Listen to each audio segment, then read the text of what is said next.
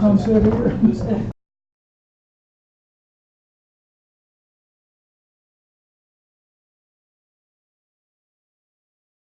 I'm gonna let Mr. Logan do the pledge of the flag. Okay.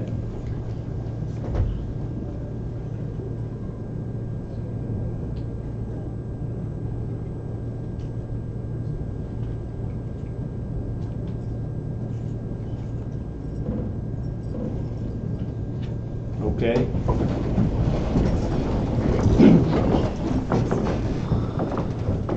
Pledge allegiance to the flag of the United States of America and to the republic for which it stands, one nation, under God, indivisible, with liberty and justice for all.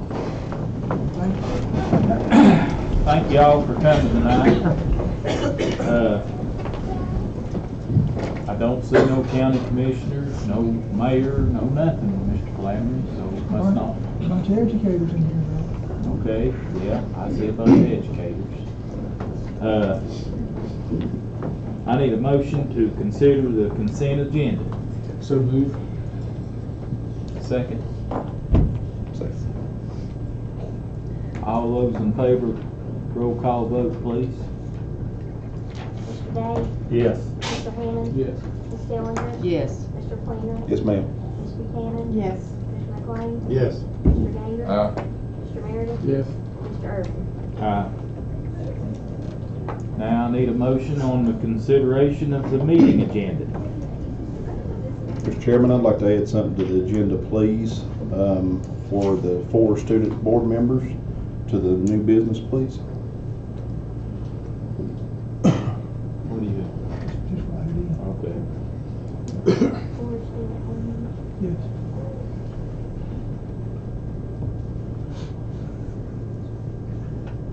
And I'll make a motion that we approve that with that amendment, please.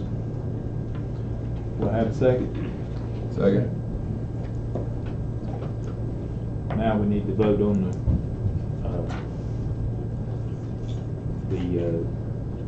meeting agenda as amended. I need a motion on that, please. So move. You already got a motion in a second. I thought that was on his, what he I asked. said as amended. As amended, okay. Sorry. And Mr. Ganger seconded. All right. Roll call vote, please. Mr. Hammond? Yes. Ms. Dillinger? Yes. Mr. Fleener? Yes, ma'am. Ms. Buchanan? Yes. Mr. McLean? Yes. Mr. Ganger? Mr. Meredith? Yes. Mr. Day? Yes. Mr. Irvin? Director's report. Thank you, Mr. Chairman. We have with us tonight a group from Grandview Elementary School who are musical performers. The principal said, just call me up, turn it over to me, and she'll do the rest. So, Rachel, what have you got to do? Because I love to talk. That's the opposite of that. I'm going to briefly introduce. We have a group of 4th through 6th grade students that are going to be joining us. And they're a very small portion of a group of students that performed. We had a family involvement event back in March, and it was called the Fine Art of Learning. And our amazing Related Arts team put together this event, and they're going to tell you a little bit more about it. But just a few details. On this one night, it was a pre-K through 8 event. We had over 850 people at our school that came in to watch the students perform, and we're going to tell you about some of the other things that were happening. And I was just, so very proud of the students, the work that they put into this, and our staff for all of their hard work organizing it, and then for all of our families for their support for it. So I'm going to turn it over to Mr. Davenport, one of our Related Arts teachers that's here tonight, and he's going to tell you more about the event and what you're going to be seeing tonight. Hi everybody, Dr. Flannery, members of the board. This might be my last time in front of you. So when the contract comes out, never this. But we're glad that you all have come out tonight. And Are you going to start singing Hammer Time? Listen, Todd and I made a deal. Is he going to get up with you? If Todd leads it, we're all in. But thank you for having us here tonight. I'm adjourning. That's all you have to do. But thank you all for having us here tonight. Parents, community members, thank you. As Ms. Adams has already told you, this is from our family involvement night, our parent family involvement night, and our fine art night. This year, this was Grandview's inaugural year, our first year of doing a fine arts night paired as a family involvement night. And we had over, as she already said, 850 family and community members come out. It was a huge event, first year, a huge success. So we're so thankful, and we can't wait to do next year's as well. And I think you're going to like what we have in store for you tonight. Also, not here represented tonight is our library instructor and our art teacher as well. We combined all of those, and library did research projects as that pertain to the grade levels decade, which is also very cool. And they presented some really cool fun facts and actually research that they actually learned about, because you know, who looks up the 70s and when you're in the 6th grade? So they all work so well. And art, she was really creative, and they had so many picture opportunities that they could stand in front of and take pictures, but they also got to explore art that was created during those decades that they were studying as well. So I'm going to turn over to Coach Painter. So I was thinking about that. She got ready. And she's going to talk to you a little more about tonight. We were really excited to do this project, not only to show off our students, but especially to show them off in the things that we do in related arts, because all the time they're tested, and we have all kinds of events where they get to show off things that they do in the classroom. So we were really excited to show off a different way that they learn through art, research in library, and like you said, in music and dance, which I was excited to cover. I'm not a great dancer. She is. But in PE, a lot of times the dance standards get overlooked. So I was really excited to get to cover that. So we think you'll really like what you see tonight. I'm Drew Lindsay. Good to be here. I wanted to tell you a little bit more about kind of what we did. We separated the grades into decades, as kind of we've already touched on, but I wanted to let you know what the decades were. Pre-K through 1, they did the 60s, and so they did a lot of disco dancing and stuff like that. The 2nd through 3rd were the 60s. I grew up then. Disco wasn't the city. It was at the end. It was at the end. You tell me your age now.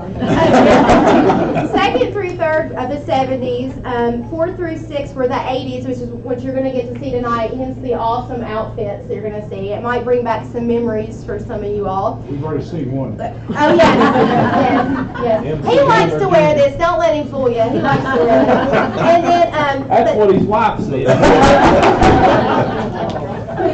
and then My Thursday night attire. 7 through 8 was the 90s, and so the kids, I'm telling you, they loved this. They bought into it. It was awesome. The families loved it. You should have seen the audience members were singing and dancing just as much as the kids were singing and dancing. So it was a really good opportunity to get everybody together and just have some fun with our education standards that we have to do in our different cross-curricular subject areas. So I'm not going to stretch this out anymore. I just want to go ahead and warn you, it's going to be loud, it's going to be wild, so hold on to your seats. It's going to be a lot of fun. And Sing along with us. yes, sing along. Absolutely. Without further ado, here's our 4th through 6th grade perform the 80s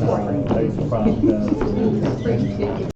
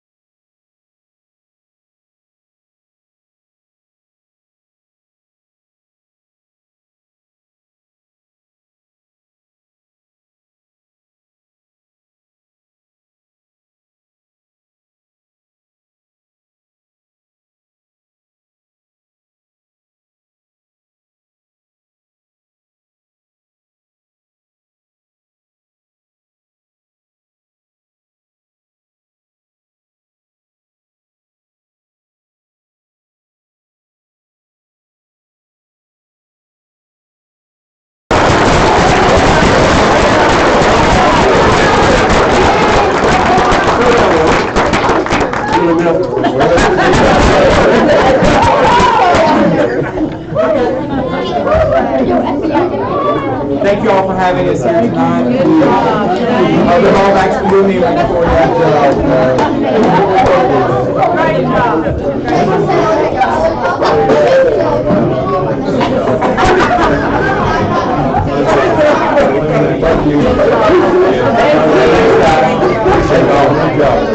promise I won't come back. Next time we'll come back and we'll do some ACDC and maybe some The problem is you won't forget me in this. Thanks, guys. Appreciate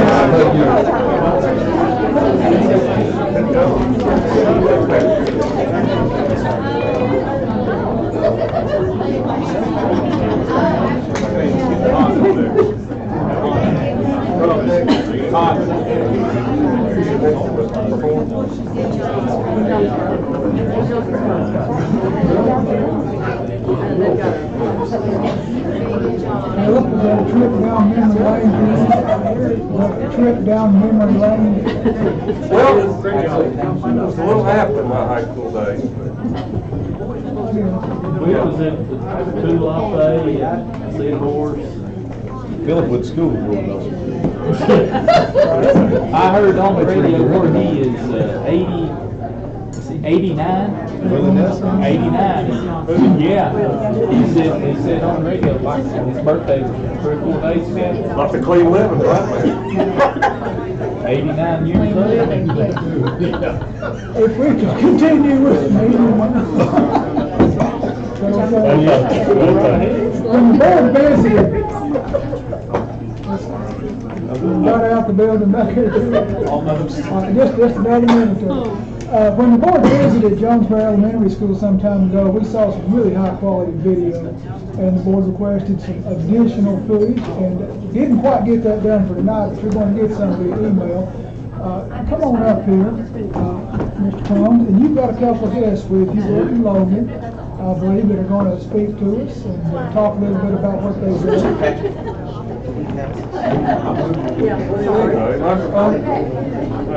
He had one job. Yeah, there's one job, and he let it thank you. Don't be working outside your craft. He's getting that set up. These two young people put together a video for me to present to you guys when you all visited a few weeks ago, and you all asked them to put together another video, and they have been working diligently ever since. The video that they came up with was rather lengthy, but it's good quality, and we didn't want to edit out any important interviews, so they came up with a plan. We worked with Miss Moore back there, and it'll be Dropboxed or emailed to you guys shortly. So without further ado, this is Brooke and Logan. Okay, since we last met, we were asked to do another presentation, and so this time we're doing a presentation that's about what these kids have thought since kindergarten all the way until 4th grade and moving to middle school. Hello.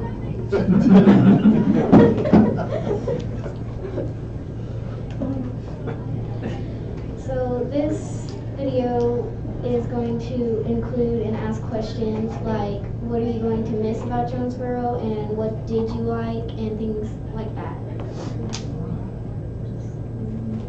Any questions? You'll receive that later tonight or tomorrow. Okay. So sounds great. Yeah, you'll be able to watch it in the comfort of your own home. That's the work is done. Thank you guys. Yeah. Yes, thank you. Thank you. Thank you. I want to introduce one of them, Brooke's father, Sergeant Nolan, if you would. This is Sergeant Troy Nolan. He's a United States Army recruiter, worked primarily at David Crockett High School. He's a big part of the Crockett family. He's also the man responsible for me jumping out of an airplane back in October, and I still cannot forgive the man for what he done. Sergeant, it's good to see you, and thanks for both sets of parents for bringing these fine young people to visit us tonight. Look forward to watching that video. Thank you, Mr. Thank you. Thank you. All right. We have a really odd visitor now. Somebody will open the door and usher them in. The Rat Rod Robotics recently competed in Houston. While they come in, and why don't you tell them what happened? You were down there. You were an eyewitness. Well, to begin with, the place is absolutely huge. And we talk about, sports teams, and we kind of know those things. This is like every sport I know rolled into one, with lots of great thinking. And when we were there in Houston, there's 3 levels. There is these guys, there's the FLL, which is the Lego leagues that we see when we go on our tour, and then there's another one. There is these little kids, little bitty kids, and they're from all over the world, like 72 countries. So the little bitty kids are going through the hallways, and they've got all these chants in their native language, and they're really cute and cuddly. And then there's these guys. And there's like hundreds of these robots like this. Hundreds? Yeah. There's bunches of them.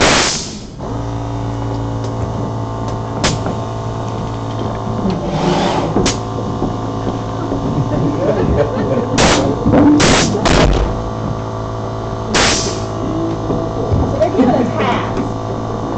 And these balls, they have to go into certain places. So they have to go into these rocket ships they built, or these cargo holders that they built.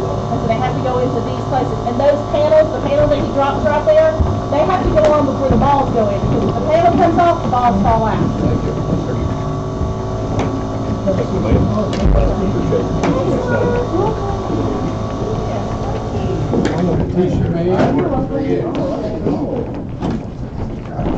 Folks, our instructor is Guy McCamus, who is not fooling anybody. He has more fun with this than any of the students.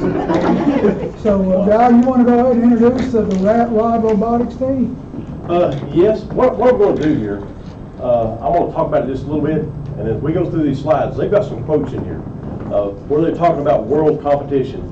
Now, you understand, we went to Myrtle Beach the first weekend in February and won regionals. What that amounts to is there were 62 robots there, and 3 robots got to win regionals and go on the world. We were one of those 3. Okay, pretty exciting thing. They even got me on tape going, hey, I'm telling you, that's what we do robotics for, is to go to the world. And we ended up going to Houston, Texas. There was 6 fields, 68 teams per field. We ended up 62nd out of 68 teams on our field. Our robot performed what it was supposed to be doing, but we ended up with about 3 matches that it was 2 robots against 3. And when it's that way at a world competition like that, there is no way you can come out of it. Because for every one you win, you get ranking points, and those ranking points put you up in the standards. So we sort of come out on the short end of the stick, is what it amounted to. But we had fun. There was teams from China, Turkey. We met a team from Brazil. This is all over Australia. I reckon my parents want to go to Australia next year, so we're going to go to Sydney and compete. They've got big plans. And then they want to go to Hawaii too. They've got a competition in Hawaii, so with that too. If you would, just let's go ahead. Yeah, let me. If you here. And I'll split through here. We left at midnight on Monday and took a 19-hour bus ride to Houston, Texas. The longest 19 hours of my life.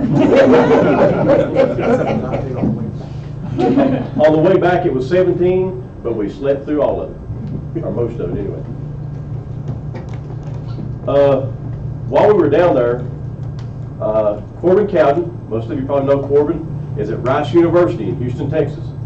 And on the very first day there, we went and visited with Corbin at Rice University. That statue you see right here, I'm sure this thing's probably got one. Yeah, that statue you see right there, engineering students one night come in, set up a scaffolding, and turned that statue around. They only caught one of them. It took them $1,000 and a crane to turn it back around. They turned it around in one night, and it took them $1,000 and a crane to turn it back around where it needed to be. So, all kinds of stories there. If you would read it. This is a quote from our business lead, Natalie McBride. It says, "I love being able to experience and see the variety in robots, ideas, and cultures." In front of you, you've got a business plan. That's got a lot of our history. Also, if you look on the very last page, it shows you the money that we've raised this year and where it has come from. I didn't realize we'd raised this much money. We've raised a little over $28,000 this year for the robotics team. And we've spent it on registrations and travel and everything else. We've spent that much money this year.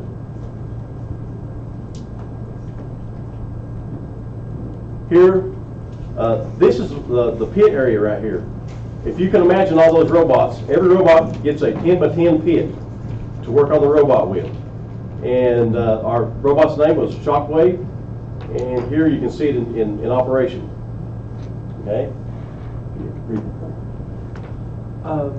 One of our members, Adam Ryan, said one of the things I enjoy the most was being able to see all the teams. You can just imagine that. I couldn't imagine it until I got there. Just all the teams. I mean, and everybody's robot is different. Nobody's the same. So there's not really a set of plans for these, is there? No, no. Every team comes up with their own strategy on what they're going to do as far as points go. Putting this cover on was 2 points. Putting the ball in was 3 points. And then as you did that, you could earn ranking points by doing certain things. You had to park the robot back on a certain level, and you'd earn points for that, and also coming off a certain level. So it was, but everybody's was different. No two were the same. No two were the same. And this is just the robot in action. This is showing the playing field right here. These are called the rockets, and then this is the payload ship here. And you can see the hatches on here, and then the holes to put the balls in, or what they call cargo. One of our mentors, Keith Bailey, he went with us. I took 6 adults down there with me, parents, and Sharon Bishop from David Wright High School went with us down there. And also Ellen Allen has went with us on several trips as a female chaperone. But you can see here, it doesn't matter where one comes from, robotics is a universal language, and it is. When we got down there, I thought, my first thought was, I'm from East Tennessee. My Southern English, I wasn't sure if I was going to be able to understand anybody was going to understand me. But they actually talk better English than I did, all the teams. So it was no problem. Okay, Aaron? As a freshman, I went into robotics seeing potential in this group, and I said, senior year, I want to be at Worlds.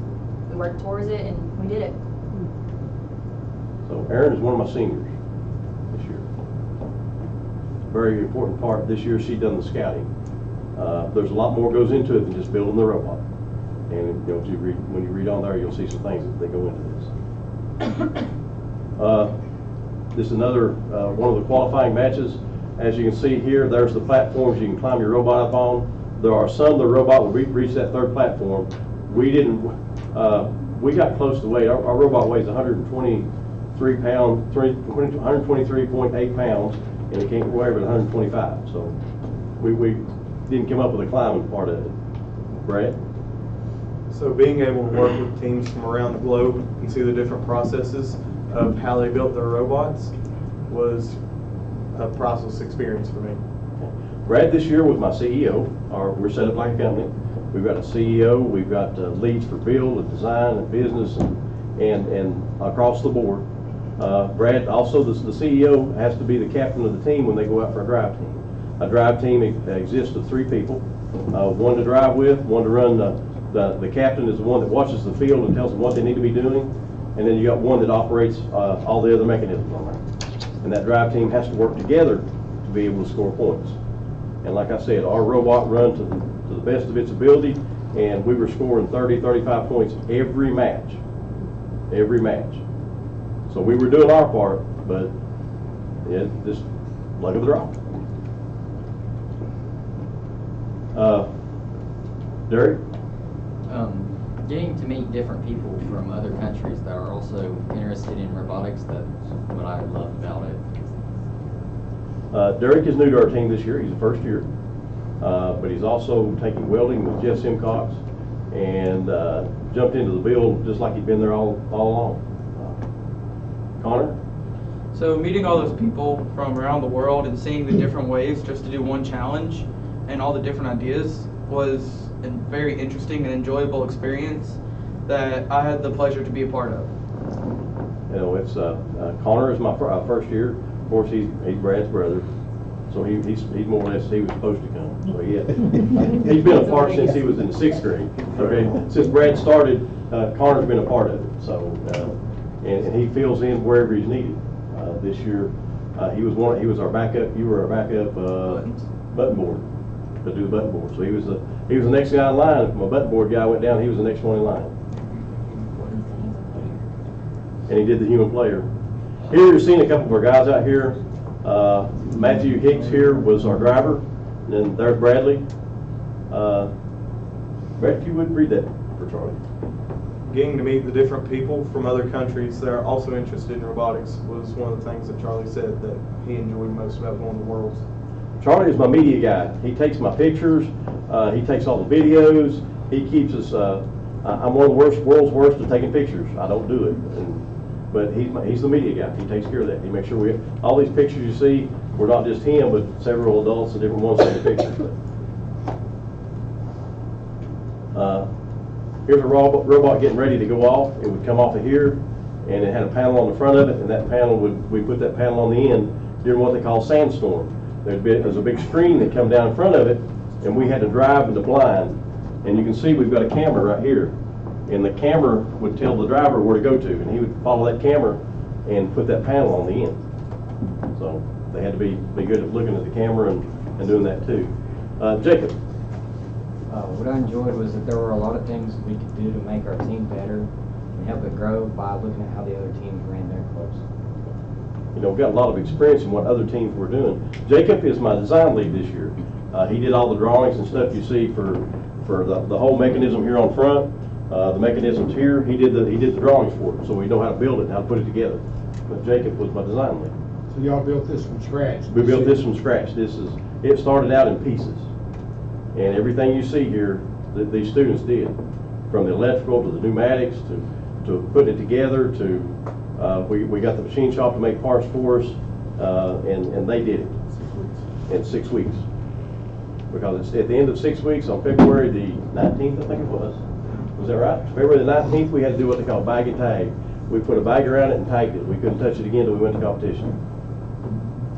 So, and we were done within about 4.5 weeks. 3.5, 4 weeks. 4 weeks, something like that with it, and practiced the rest of the time so we could get better at driving. That's how we decided who was going to be our driver, our button board, and other things. They had to practice.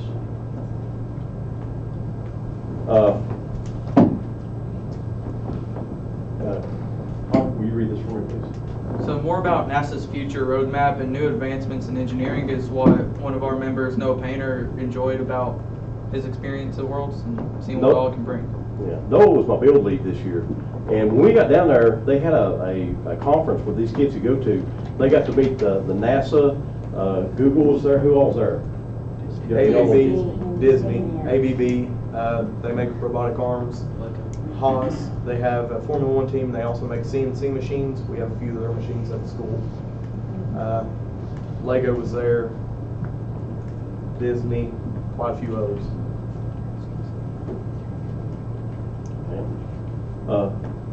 Miss Neal, would you read this for me, please?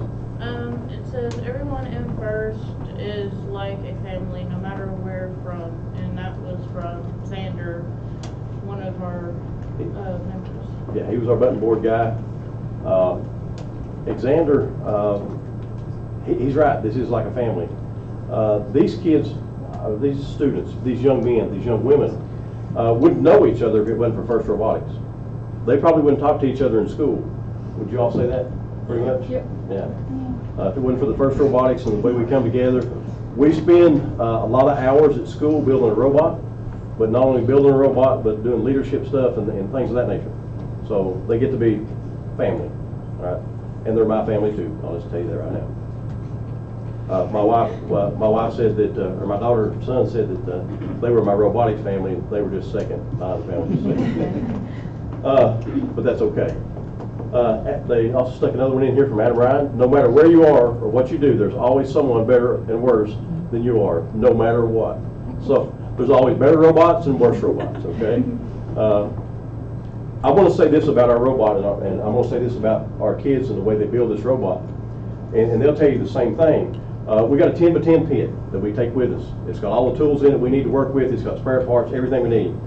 We never touch it between matches.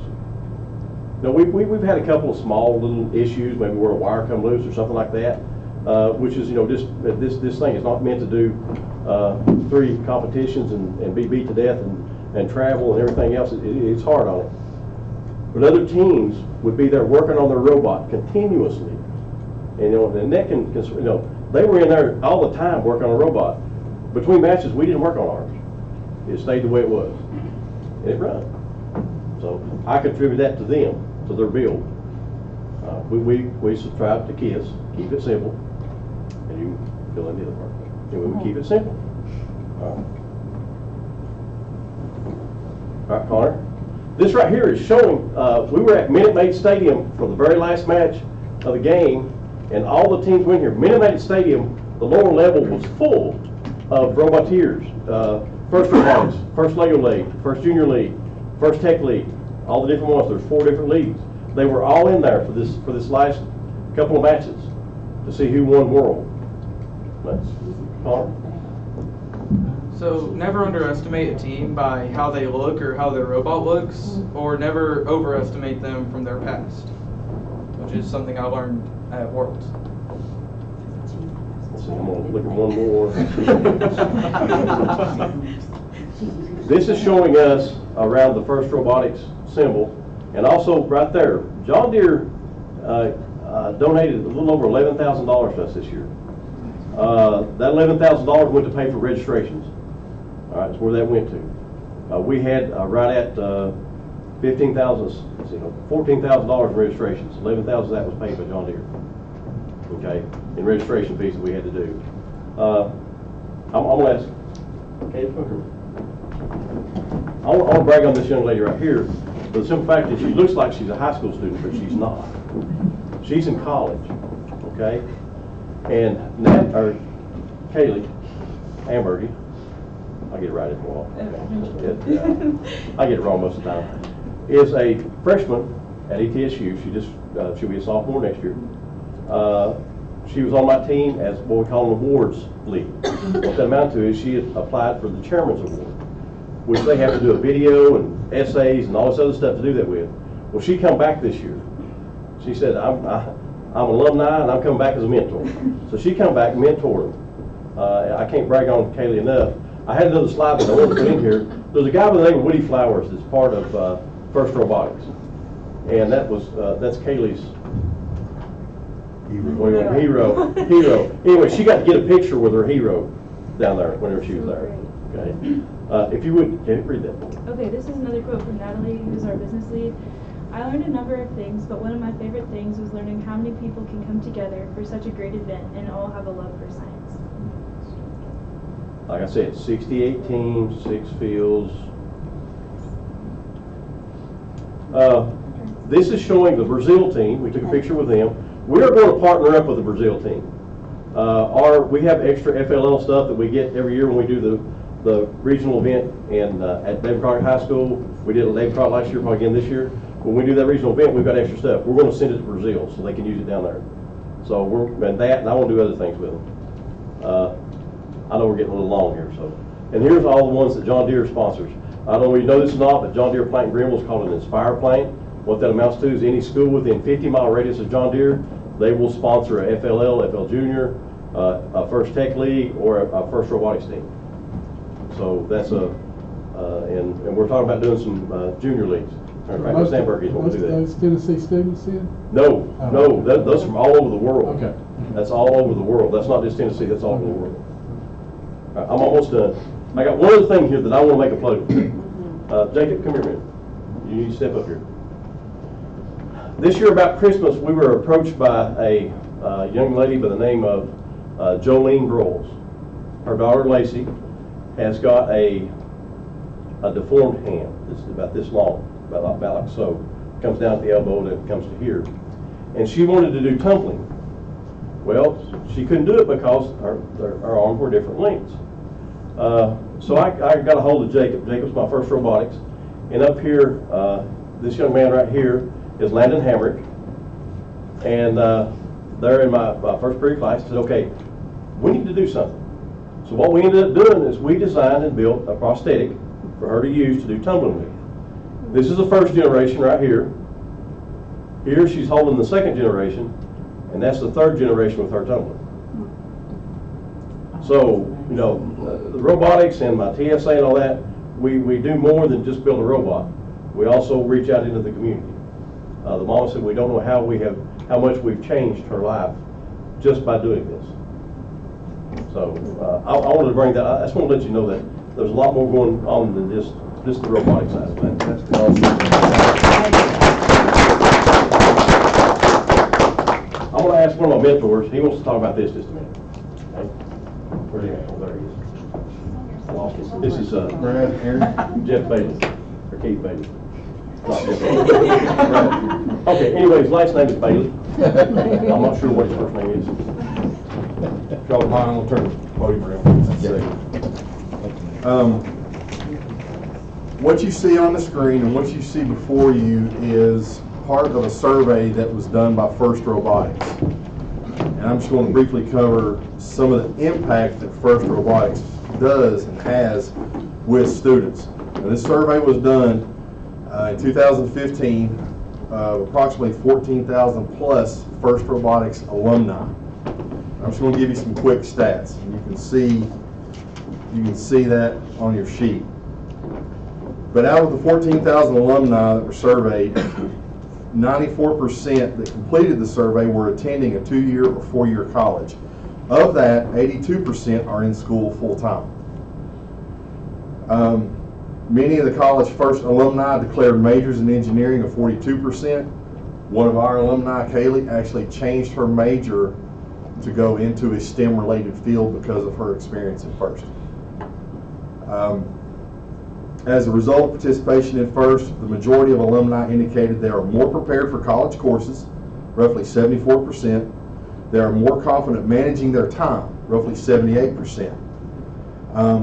Their hands-on experiences relevant to their coursework, 79%. Have more confidence to take a leadership role in school, 83%. And those that want to return as mentors or peers, 72%. Of 92% alumni that had ever planned for a career in STEM, 84% are still in the field, something STEM related. STEM, science, technology, engineering, and math. Overall, 78% of First alumni are in a STEM field, either student or professional. 1/3 of First alumni have a leadership role in their community, so they give back to the people that have given to them. Some kind of a leadership role. This is a biggie. This is the one that I like right here. As a result of First, alumni developed a number of critical skills required of an innovative workforce. 90% said they were better prepared with problem solving. 90% better prepared with teamwork. 87% better prepared for innovative thinking. 85% perseverance. 85% creative thinking. And roughly 43% return as a mentor or coach. So a little bit about me is I got involved 3 years ago. Brad found a grant from John Deere Online, contacted me, and I researched it, and that's how I got involved. Never in my life did I think I would be standing up in Thompson Bowling Arena cheering for a robot to climb a rope or put a ball into a hole or a hatch panel, screaming like we just won the Super Bowl, okay? And they can hear me, believe me. I love this program.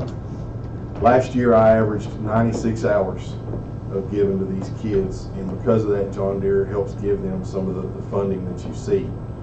But the John Deere Inspire is not just for Rat Rod Robotics. We also do help sponsor 2 Greenville teams. We help sponsor, I believe it's 3 Lego teams that participated at Crockett in the Lego tournament.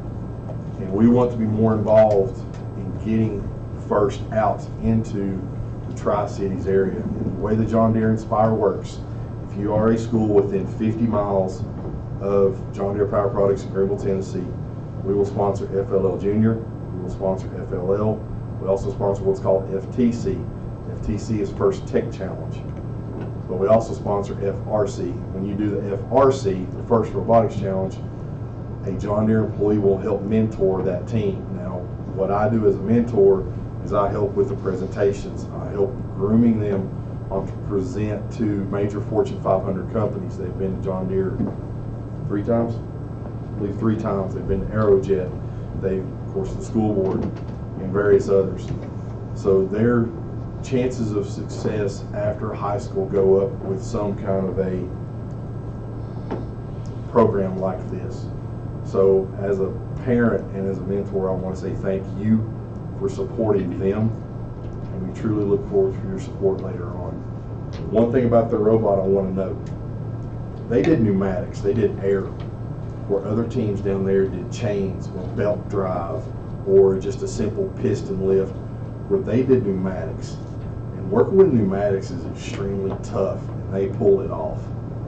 And that truly just blew the minds away of some of the judges that were down there. They get judged on their design, and they've got to be able to talk about the robot. So one thing that I like that they do is not only do they build it, they know almost everything about it. And as far as breaking down, this thing's a tank. I mean, it truly is. It's a tank. So, but I want to say thank you, and I'll turn it back over to Guy. I'll just take another second. You get me started talking about these kids, and I can talk to you all night, but I'll close it right here. I just want to say thank you for letting us do this. Thank you for supporting us. We spend several days out of school. I thank you for letting us do that. I will say this, the kids that I've got, I'm tough on them. If they don't make the grades, they don't go with me. They don't do the things. And I want them to succeed. I tell them this all the time. My one goal for you is to get out, get a good job, play paying taxes, so I can retire. Two more things. I got a quote from Dean Kamen. Dean Kamen was one of the co-founders of FIRST. This guy also invented the Segway. Okay, so you know what I'm talking about? He said, we are not using kids to build robots. We are using robots to build kids. And the second thing I want to do is they participate in 2 to 3 off-season events. So you'll get to see this game in action. The Tennessee Valley Fair, September 14th and 15th in Knoxville. It's close by. It's a 2-day quick event. It's a lot more to get the new students orientated as to what goes on. But each and every one of you is invited. Okay? September 14th and 15th to the Tennessee Valley Fair. Once the season rolls around, after January, and we find out the dates for Knoxville, which I think is week 4 or 5. I'll get the dates to you then. You can come down to Thompson Bowling Arena, and hopefully you'll be standing up cheering for a robot to do something you didn't expect it to do. Thank you all. Did you see any designs at the World that you'd like to? The meeting? Oh yeah. Always. Anytime you go, we take plenty of pictures. Well, that's why I was wondering. I mean, this to compete better. I mean, if there's something out there that you can say, well, we're always looking to improve because, like anything else, sometimes we get box vision. No, we're tunnel vision, and we need to look outside the box. Yeah, correct me if I'm wrong. This one's now retired. It won't compete again. Yeah, it will compete in a couple off-season events. We're going to do one in Knoxville at the TVNI Fair. It ain't TVNI Fair anymore. I always call it TVNI Fair. Yeah. I'm not sure, but anyway. And then we're going to go to Corbin, Kentucky. We do one at a high school up there in Corbin, Kentucky at the end of October. But next season, you start from scratch. We start from scratch. This robot will come apart. It'll come down into little pieces, and we'll start on a new robot. Cool. Now, next year, one of the big differences is there's no deadline for build season. We can build right up to the day we go compete, and then when we get back, we can build again till we go compete again. We usually do 2 events. And last year it was Palmetto, which was in Myrtle Beach, and then we did Knoxville. And then we ended up in Houston, Texas. 5 years ago when you started, you told me I think I bit off more than I can chew, and now you've gone to war. Yeah. Well, that's what we go for. And I want you to know something. I told these kids, these young men and young women, we won Palmetto, you're going to go to World for free. It ain't going to cost you anything. One way or another, by hook, nook, or crook, I'm going to get you there. It won't cost you anything. It didn't cost them a dime to go to World. We raised all the money. We got all the support that we needed. I'm going to say this, okay?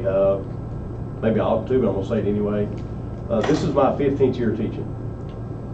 And in that 15 years, everything I've set out to do, the good Lord provided the money to do it. And He provided it for this. Thank you. Thank you so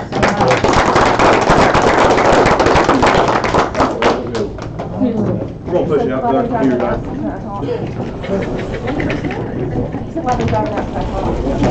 Yes, so we talked a lot about workforce ready, a lot. And when Brad became involved in this, he would tell me about his robot, he would show me pictures, and I thought, okay, you stick the robot in the arena, you compete, you move on. Well, no, you don't get to do that. You have to compete with 2 other teams. So you're depending on the other one. So they have workplace collaboration. They have recognizing their strengths and weaknesses, and that's hard. That's hard to create something and then say it has a weakness. And then they do short-term problem solving, long-term problem solving, and they have trust and commitment issues. So this is one of those things that gets them workforce ready because they're having to actually act like a workforce. And I would really, really like to see our elementary schools look into that, the junior part of it. I think it would just really feed this program, and it does a lot for your workplace ready. It teaches them those types of things. So I really would like to see us look into that and see how that pilot one of those programs there, because John Deere will support them and to get them going.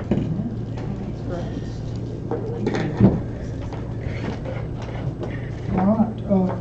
I met some time ago with representatives of the Washington County Sheriff's Department. They are requesting the partial use of the Boones Creek Middle School building the week of July 8th. Any luck will be vacated by then.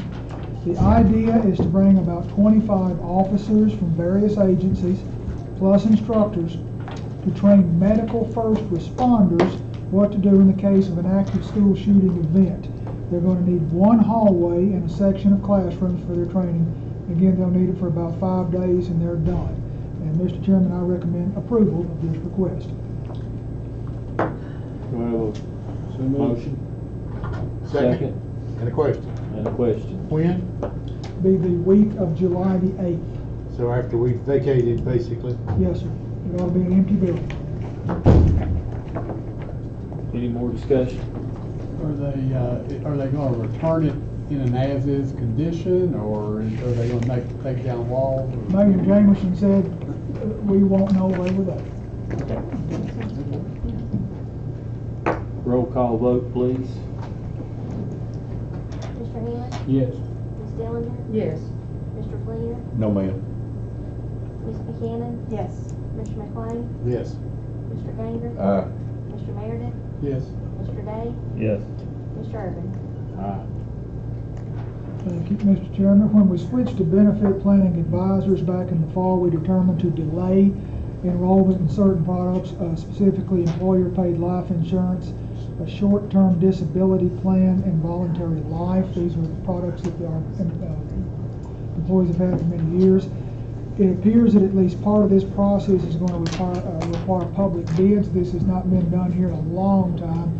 I asked Brad Hale to prepare a very short explanation of what we're about to do so that you'll be in the loop going forward.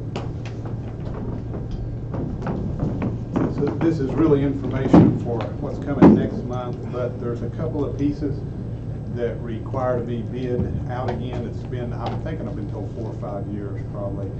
But the board provides $25,000 in life insurance coverage for certified staff, and for non-certified non-certified staff, $15,000 in life insurance coverage, and that's free of charge to the employees. So the board just covers those premiums. That portion of it will have to be rebid out on the market. And then there's another short-term disability policy that teachers have. And when certain criteria is met, the teacher receives $90 per week for up to 6 weeks. So that policy is also fully covered by the board, which will have to be bid out again. So Benefits Planning Advisors, our new insurance record broker, they're putting together the language on that. Once that's finished, then we'll be running it through the bid process. So you'll see it next month as well coming back. But that's the two pieces. The voluntary insurance plans that do not require any payment by the board where the employees fund that at 100%, that's not part of this. But these are the two sections, or two parts you'll see coming next month. Hear more about.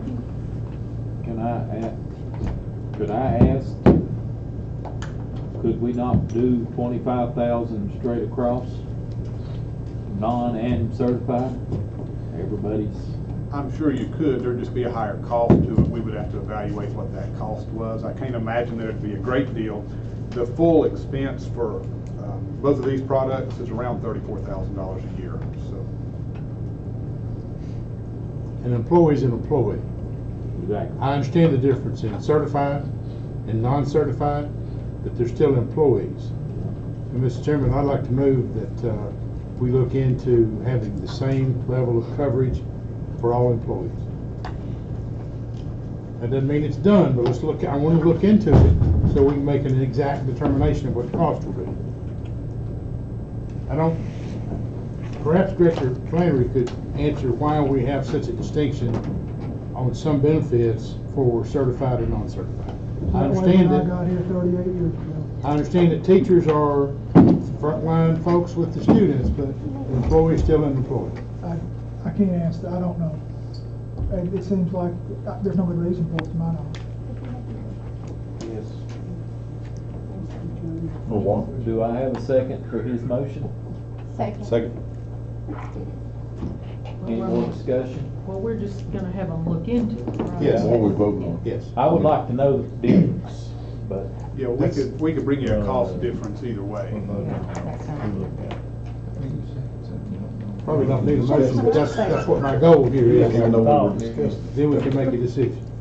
Do we have to vote on this because we're just asking for the vote? I mean, we're asking to bid, or do we need to have that in the form of a motion? Well, I would say yes, because we're gonna spend money, we just don't know how much yet we're gonna spend. By putting it in the form of a motion, if I may, sir, we're getting the opinion of the board. Oh, okay. That's what we're doing. So the motion is to provide the same coverage to all employees? The motion is for Mr. Hale to bring back the information, so we would know what it would be to have the same coverage for all employees. Which we would then act on? Yes. All those in favor, please say aye. Aye. All those opposed? Motion passed. Thank you, Brad. Another quick insurance note, we've got people meeting tomorrow with the provider, Mr. Jim Montag, down here in Jonesboro, to talk about some sort of a gap insurance for the first year for bus drivers. See if we can make that work, and that's been something we've really been needing for a long time. Tommy, you're a very patient man. Please come forward and tell us how's that new school going? I can use that robot out there a couple of times. We're moving right along. We got, the plan is to start moving furniture in about a month from today, or a month from yesterday. Site work is 85% complete. If you haven't been by there lately, they cut, the bus road is now, I want to say 99% cut out. We've still got a little bit of loose stuff cleaning up with the rock shot, and they're cleaning up the banks here. They're going to start working on the road, getting it ready for the highway department to come through and get the asphalt in it this week. See, we're at 80.42% on the school, and the majority of that is sidewalks, stuff outside the school, finishing up the equipment. Thank you. A-wing, just real quickly, the A and B wing have all the floor tile in, including the quarters, all the cabinets with 99% of the millwork's installed. All the doors are up. They're running all the data wires run, but they're hooking all the devices up in there now. The glasses and storefront glasses in around the collaboration rooms. C, most of the floor tile is down and most of the cabinets are in. D, there's still got some cabinets to put in. The main entrance there off of B, they're getting ready to start the hard tiling in the floor area there. E, the tile, the cabinets are in, the tiles down. F, the gym and the cafeteria, we got some pictures of that I can show you as we get in there. That's the bus drive down. That's actually up at about the center of the football, or the field, right behind the school, looking down. As it drops off, it gets a little bit steeper down to there, but right in front of there is where all the rock was. This is standing in the B wing, looking down the corridor to the A wing. The A wing is on the other side of that. There's a temporary door right there. It's on the other side of it. This is the collaboration room in E, standing back in the corner looking out. You can see the glasses in. The opening here to the right is that's the door coming in and out of the room out the corridor. This is in your kitchen. That's your freezers. That's the hood, and all the aluminum looking stuff up there is the duct, exhaust ducts coming off the kitchen hood. It looks like one big duct, but there's actually probably 40 individual ducts up there. It's quite the sight to see. It will be covered up by ceiling before too long. This is in the gymnasium. You can see that the deck is painted white. All the structural steel is painted black. The duct socks, the air distribution system there, the two red tubes coming through there, that's a sock that moves the air up, throughout the gym. You can see they got the basketball goals up. This is actually the duct sock runs parallel to the main basketball goal. So that's the main basketball goal right there. These are your side goals here, and your bleachers actually on the left and right of the screen there. So that's where we are. We're still on track inside. Probably start the punch list on A next week. Get in where they can start the waxing the floors. What we'll do is wax the floors in the classrooms all the way around. Get the furniture moved in, wax the floors, and clean the floors in the hallways. So we get that done. We're in good shape for that part for June, or the 1st of June. The areas that we might be a little bit behind on, are a little bit behind on is some of the site work, sidewalks and stuff like that, but it will all be done well in time for school to start. The masonry is complete on the school with the exception of the gym, and on the south wall of the gym, they lack, they'll finish it up tomorrow. On the east wall of the gym, they lack one bay, getting it all the way up. And on the south wall, or the north wall of the gym, the scaffold's all the way across the back and it's up scaffoldized. So if they get a good 5 or 6 days, they'll have all the masonry work done. So that'll have that done. Okay. That's good. Questions? Have we still on track to put the outside freezer in? Okay, here's where we're on the outside freezer. We've actually got another meeting on Wednesday. The prices that we got from the freezer company were significantly different than the prices that were reported on here one time. So what we've got a pad for 2 freezers. And we got the pricing on the pad, the 2 freezers, all the electrical hookups and everything. And it's over the amount of money we've got. We can put in, right now we can put in the pad for 2 freezers, 1 freezer, and all the infrastructure for the other freezers, so when the money comes available, you just set the other freezer beside it. We've also got the freezer company pricing 1 big freezer as opposed to 2 small freezers, to see if we can get that in there. We'll have all that information Wednesday, but we've actually got the power and everything stubbed under where the asphalt's gonna go. Same thing on the fields. We went ahead and stubbed that under, so however long it took for the decision to be made, we didn't have to come back and cut up the driveway. Any other questions from Mr. Burleson? Mr. Chairman, Mr. Burleson both, could we set a couple of days where the staff's in professional development, if there's time for Boones Creek Middle and Elementary teachers and people to go out there a couple of days? Would that be too much in the way? We're Jordan. already had a.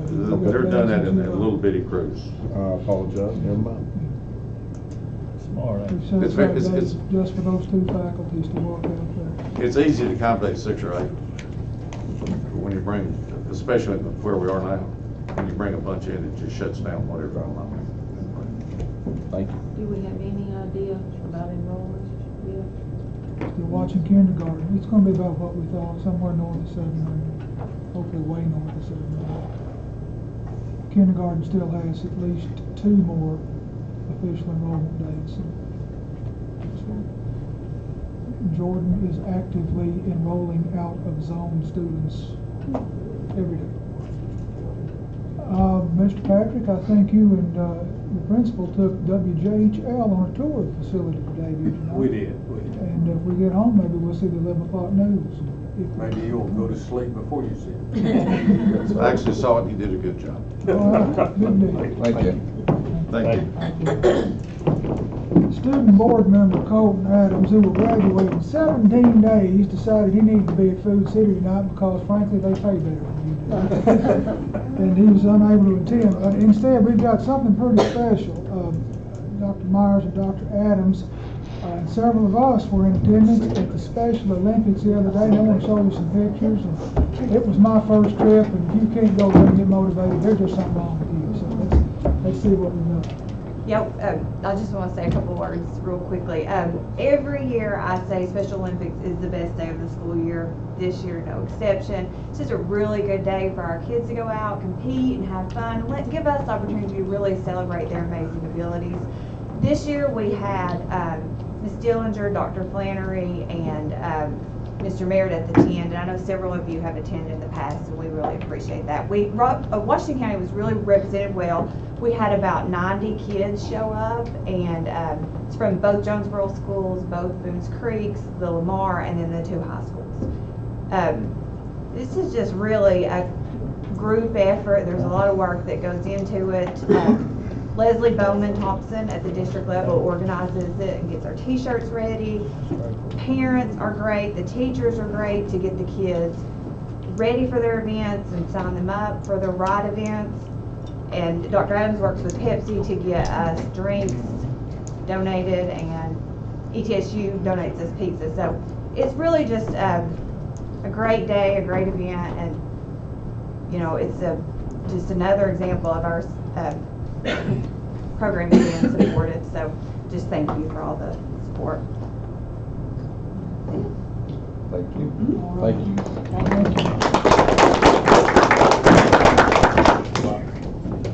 You'll not meet again in regular meeting before graduation. We're going to leave here at 8 o'clock in the morning. For those of you that want to ride in the van, if you know you don't have to. If you will, please let Jennifer know if you plan to ride from here over there.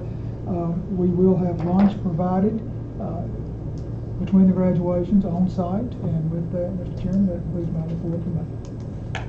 Well, I was gonna ask, would it not be easier for Jennifer if we just walked across the street and eat at Ruby Tuesdays? It wouldn't? It'll be packed. Okay. She says, I've got you there and they want to keep you. Well, I just wondered. Good answer. I didn't know. I thought about that today while I was milking, but the boss lady back there says no. There you have I it. just don't want to lose you. Yeah. We'll take a 5-minute break. Everybody,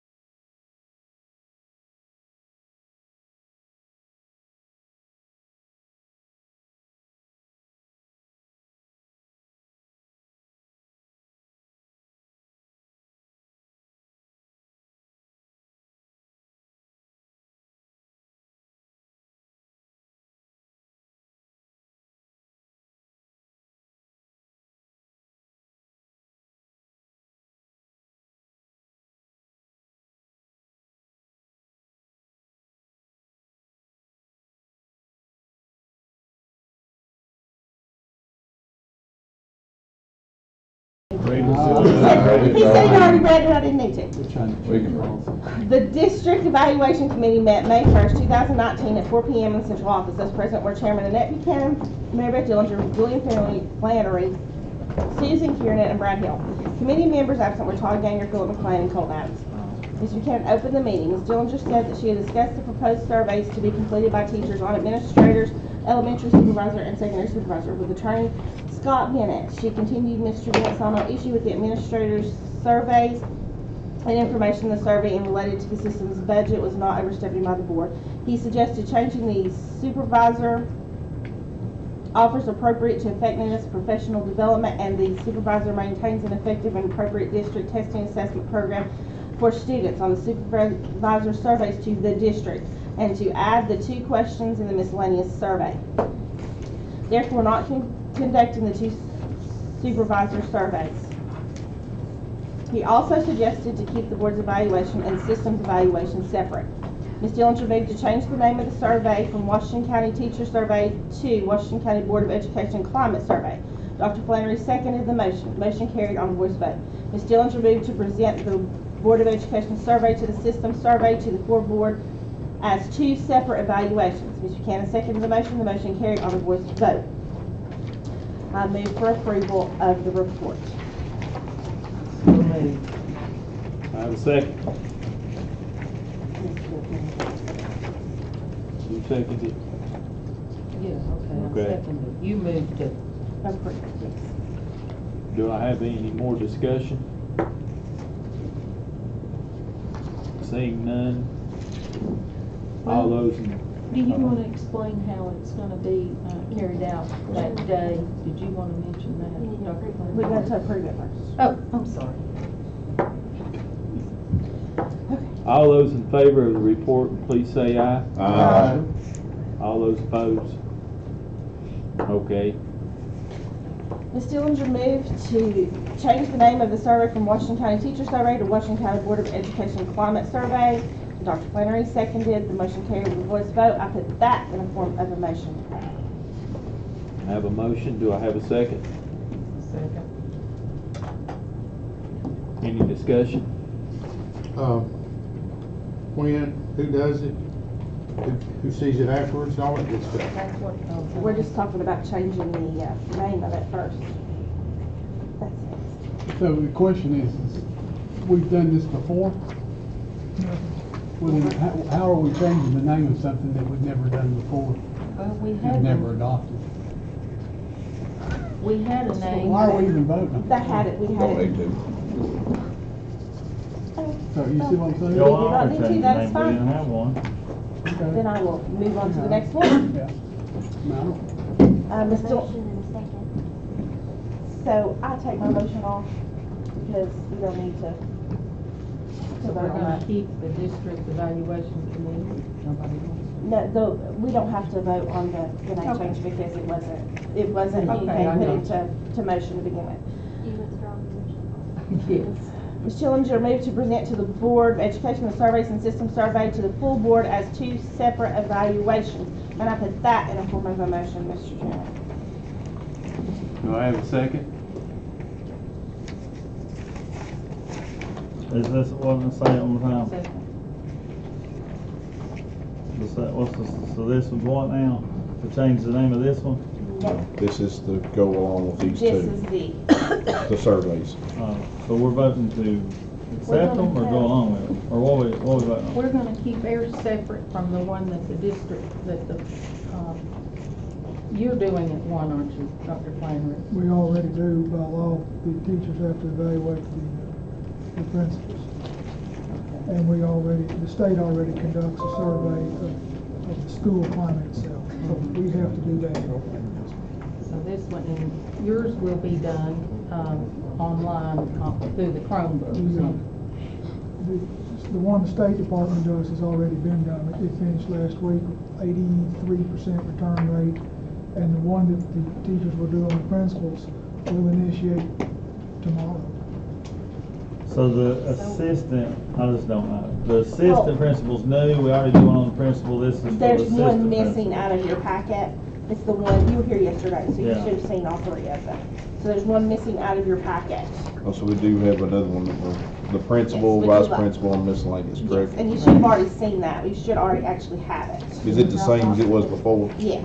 If nothing changed except for there was About the supervisor. the supervisors are dropped out, but there was some addition to that. There's 3 on the back, and some language was changed on some of them. That was for From Scott Bennett. to the district instead of supervisor, because we are district, And that will go along with the Likert scale. Mr. Fleener. Dr. Flannery, tell me what we're doing. Everything that's in front of you now is brand new, and it was developed by members of the evaluation committee. Okay. Everything that you have in front of you, this duplicates work that's already done. Teachers already evaluate assistant principals and principals. Teachers already evaluate the school and the school system. Okay. This was entirely something that, if passed, would be adopted by the Board of Education and for the Board of Education. And the data would come back to the Board of Education. Okay. What are we doing now? That is, you said we're already doing one just like this. What are we doing right now, and how is it being captured, and who sees those results? Good question. Part of the team evaluation system, Tennessee Educator Accelerator model, it requires that we do a teacher component that evaluates their principals. It is available to the Board of Education. Now, under the Tennessee's open records law, that is the one thing we can't show to the public, evaluation of an individual educator. But any of you can see it, should you desire to do so. We've got records going back on them now 7 years. We are going to do that very soon. We'll start that process tomorrow, no matter what the board does here tonight. And if you adopt this, it will be a separate process from what my office is required to do. All right, I'm a teacher. Any school. Yeah. I get a survey on my principal. Is it a paper copy? It will be pushed out on a single day to a Chromebook. Okay. We'll tell the faculty there are 10 Chromebooks in the library available to you to complete the survey. You go to it after 7:30 in the morning. You have all day to do it, and at 4 o'clock that afternoon it's shut down. They never have access to it again. Okay. That way it's completely anonymous. They don't have to log in. There's no cameras on anybody. We don't know anything. Now that's separate. Now this survey is separate from that as well. But if the board adopts this, it would be handled the same way on a different day, so that they don't get confused about they're doing one pretty much for me, and then they would be doing one. This is very similar for the board. We'll follow up on, if you don't mind. Follow up. So we're already doing one now on the principal, vice principal, and miscellaneous, correct? Yes, sir. So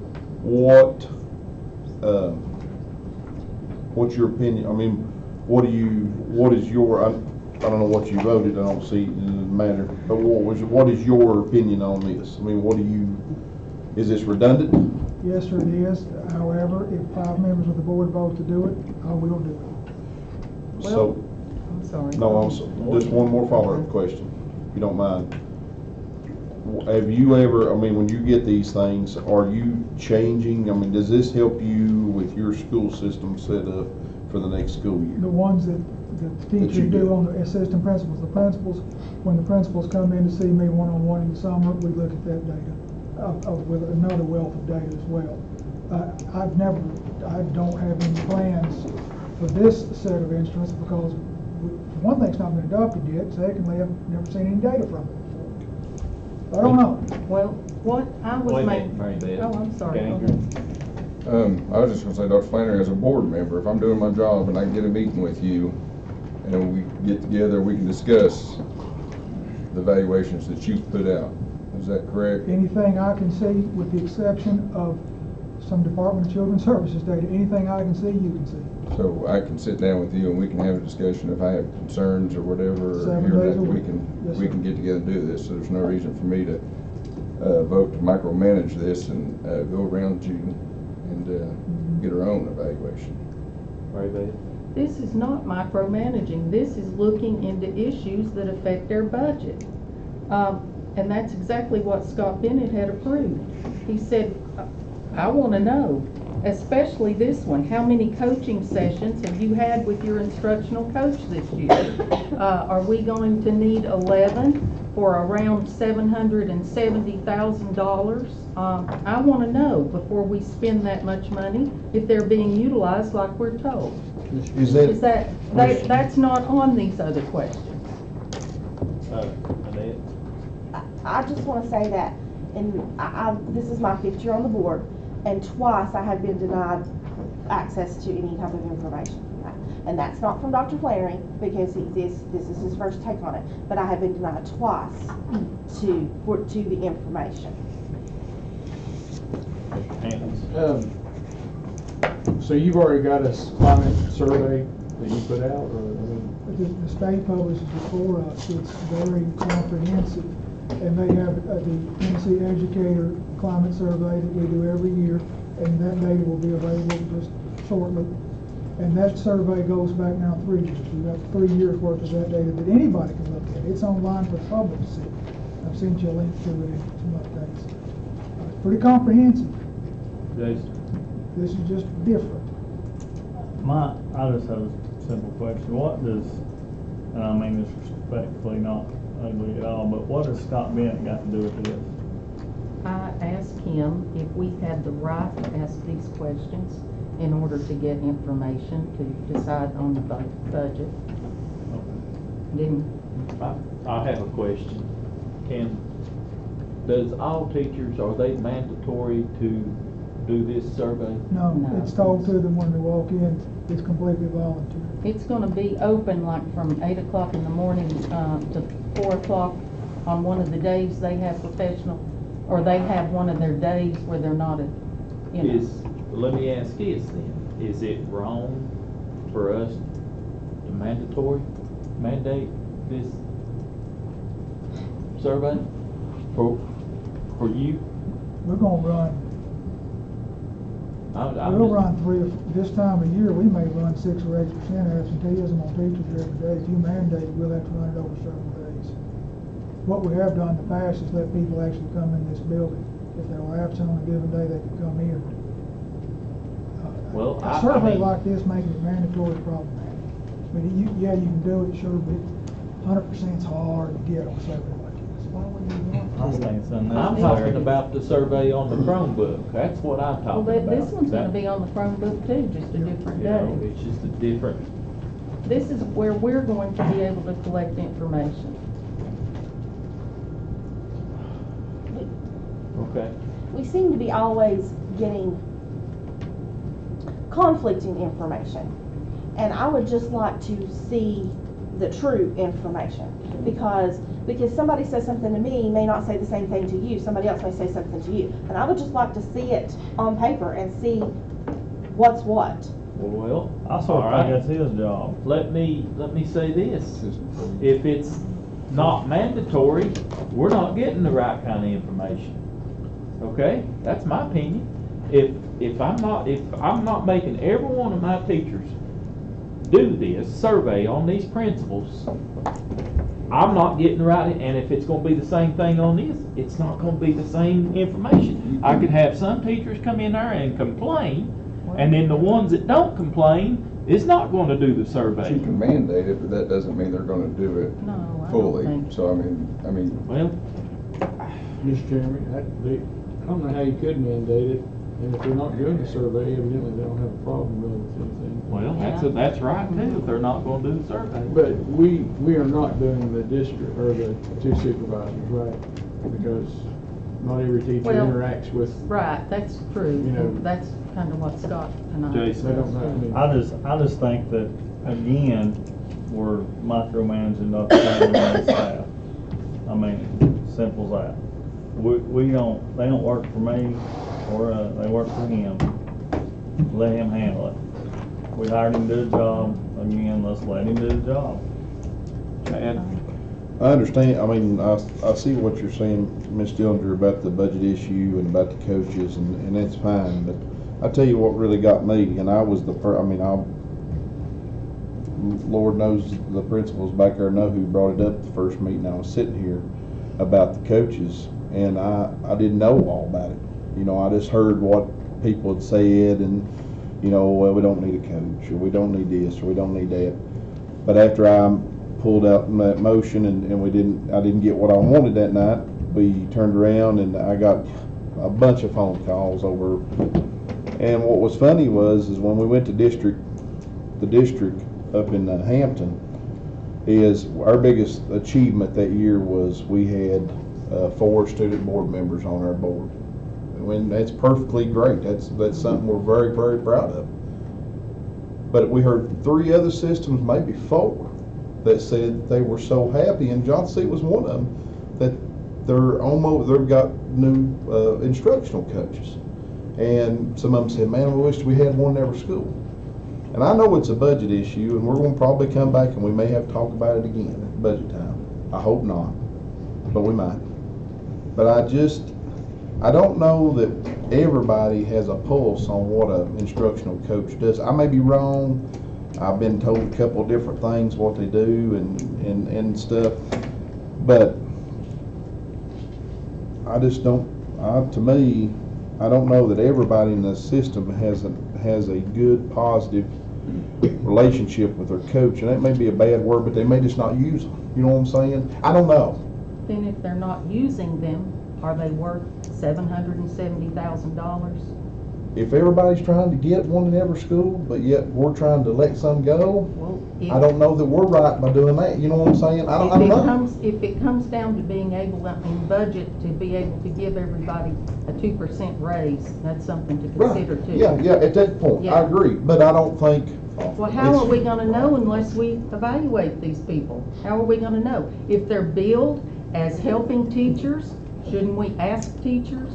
I mean, and I'm not saying you're wrong at all, but I'm just saying, it's just like the second grade test, and I'll say it's one comment because I know it's totally off subject, I'll be done. It's like the second grade test. I tell you what, you know, all I said was we need more information, and I thought it was a pretty good deal. And then we got all those things, and I appreciate you for doing that, to get all those teachers and all the administrators together. I was overwhelmed by how many people said positive things about it and few negative things. I appreciate you doing it, but I just don't think this is the time to do it, in my opinion. Got questions been called for.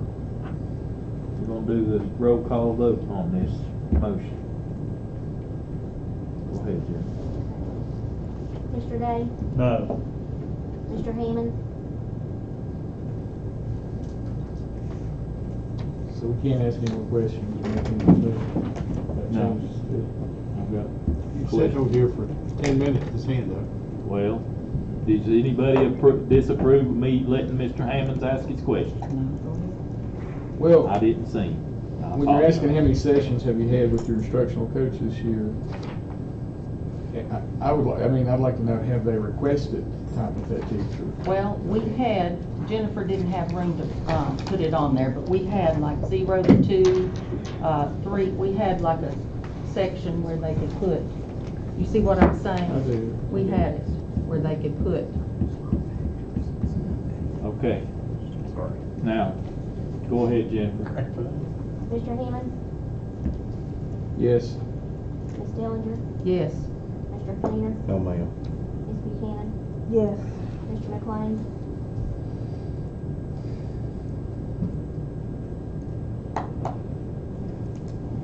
Yes. Mr. Hanger? No. Mr. Meredith? Once again, we're doing something at the 11th hour. No. Mr. Irvin? No. 5 noes.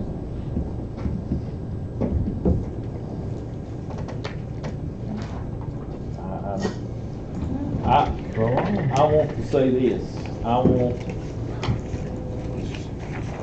I didn't know that I could sit down with the director and ask for the teacher surveys and the principal surveys. And I would like to request that the director call each one of the board members and say, you know,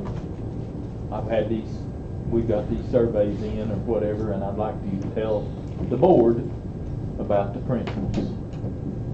Okay, you know. that I would mean, have to be, a individual, a secret, One-on-one. yeah, They can't- one-on-one, that's it not can't public be information. all of us together or Well, that's up anything to like you as a board member to say, Well, Dr. Flannery, that's what I want say. to I mean, you meet." know.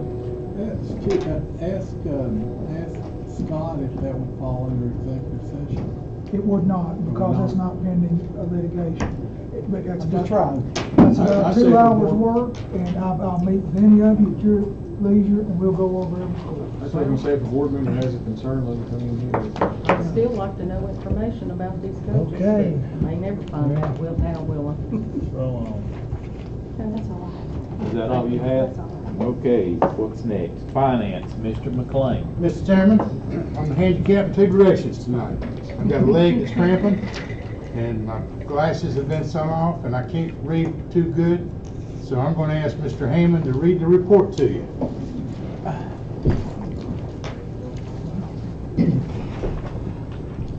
The Finance Committee met on Thursday, May 2nd, 2019 at 3:45 p.m. at the Washington County Department of Education Central Office. Those present for the meeting were Chairman Philip McLean, committee members Mary Beth Dellinger, David Hammond, Director of Schools Dr. Flannery, Todd Ganger, School Board Attorney Scott Bennett, Dr. Ellis Holcomb, and Director of Finance Brad Hill. Also in attendance were Assistant Director of Finance Angela Gwynn, Paul Masters, Board Member Mitch Meredith, Caitlin Shue, Wendy Mobley, and Philip Patrick.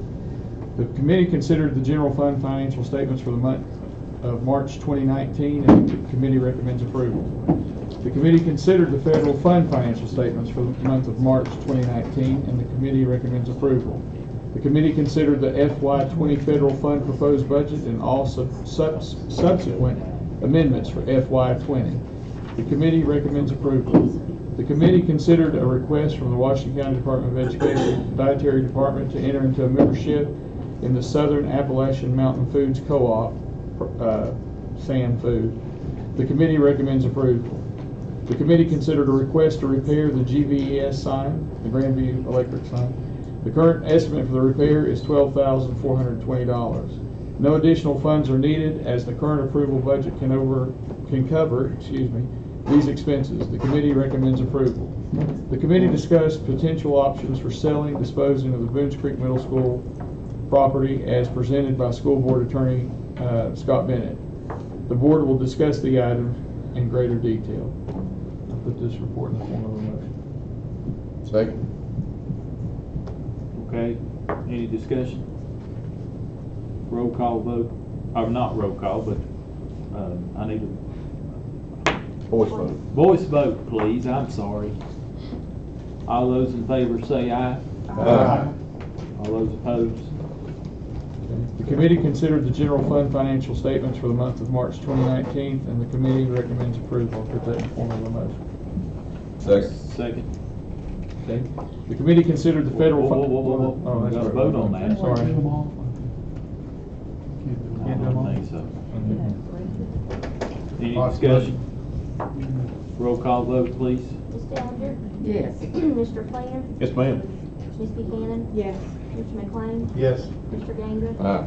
Mr. Meredith? Yes. Mr. Day? Yes. Mr. Hammond? Yes. Mr. Irvin? Aye.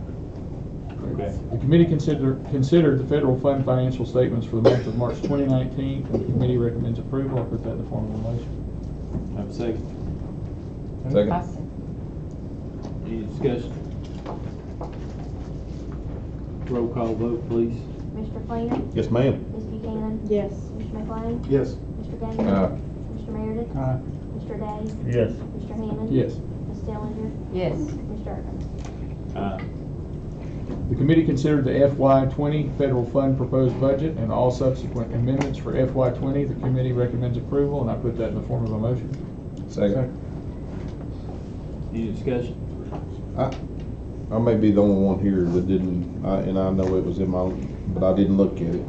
But I don't feel like we've had enough time to look at this federal fund budget for FY20. I may be crazy here, but I mean, this will be the first time I've even seen it. I'm sorry. We really don't do anything So with with the federal fund, what this is the grants that we currently have allocation for now for FY20. all of these are fully reimbursed, so it doesn't cost any money for the school system. Now, these allocations will change throughout the year as they regularly do, and that's the purpose for having all subsequent amendments. The county last year included language like that, so what it does is it allows, if we have a line item allocation for one of the grants that goes down by $5,000, we're able to go ahead and adjust our budget to meet it. So, so the details are in the Dropbox, but this is no expense to the board. It's all federally reimbursed. And isn't it correct that any changes in the federal budget line items requires the Department of Education approval? Yes, sir. So, and that's essentially what the county does, is approved by the Department of Education, it's approved, so. Okay, I'm sorry.